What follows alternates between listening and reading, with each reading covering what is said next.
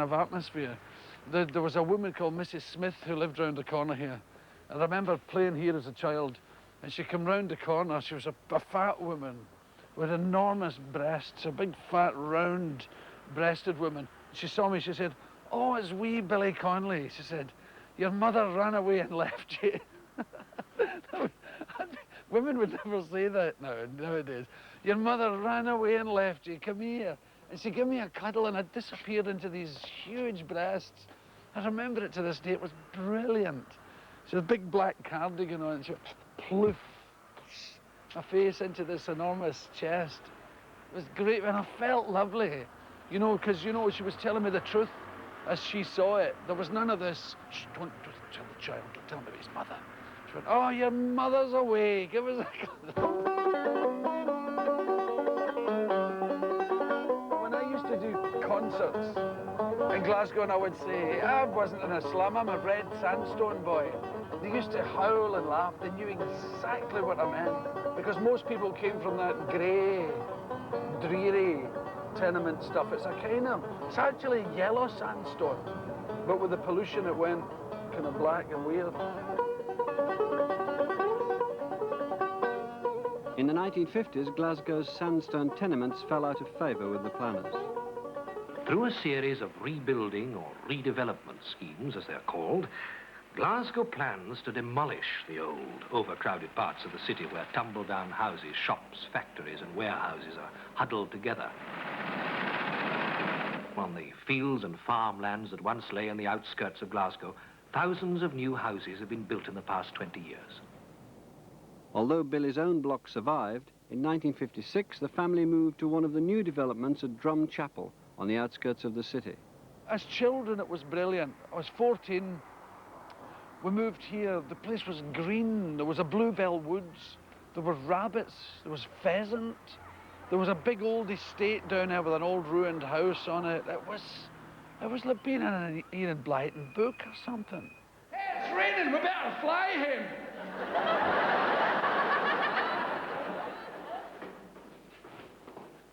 This is the entrance to the family estate. There's nothing much to see now. It didn't have one of these when I lived here. And we look in.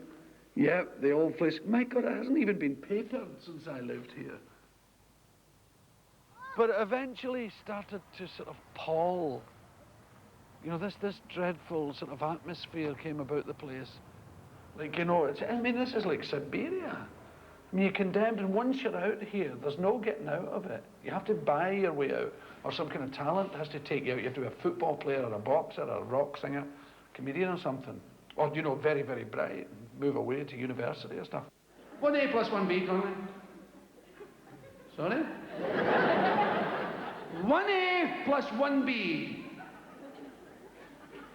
I don't know. I'll ask you again. Why, do you think I'll know the next time?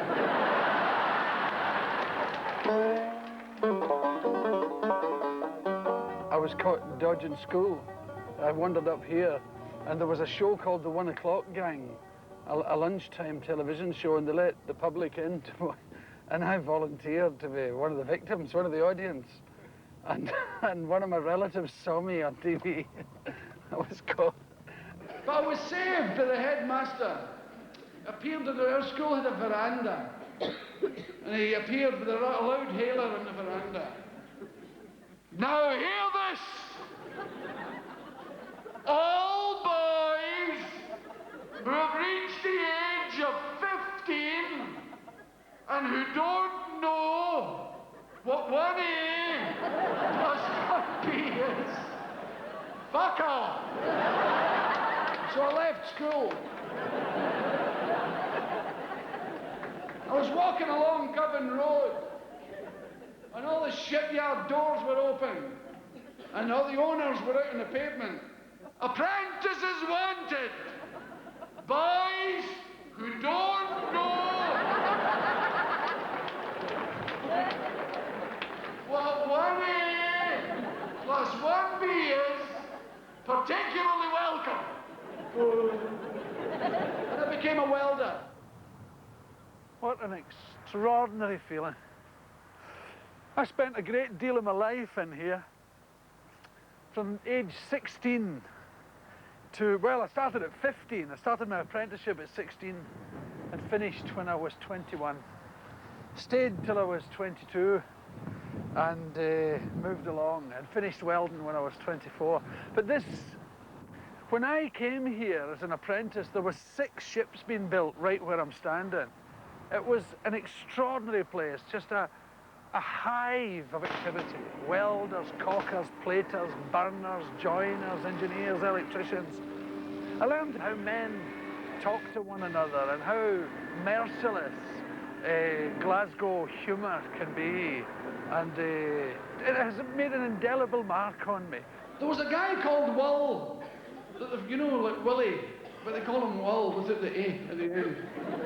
And they called him Will the Gull. And I was an apprentice. I said, why do they call him Will the Gull? This welder says, watch this. He threw his crust and the guy went... My apprenticeship lines were in a black leather envelope thing. And they'd spelled my name wrong. So E-L-L-Y. I thought, oh, God. And I was really nervous, because I was scared of those people over there who wear suits and ties. And those secretaries were really terrifying. Women with pointy glasses. But I went up to this woman and I said, what's wrong with this? I said, no, they've spelled my name wrong. Oh, for goodness sake, she said. How do you spell your name? I said, C-O-N-N-O-L-L. You see, it's an E. Oh, for goodness, oh! I said, yeah. She says, you know, we don't have time to do this kind of thing. And I just held my breath and I said, you had 5 years. And she went, oh, very well. Got the little white thing out, but it took every ounce of courage I had. You had 5 bloody years to get it right. She put it in and measured it all up and held the typewriter up, lifted its sort of bum off the desk and went, all right, that's fine. Out it came.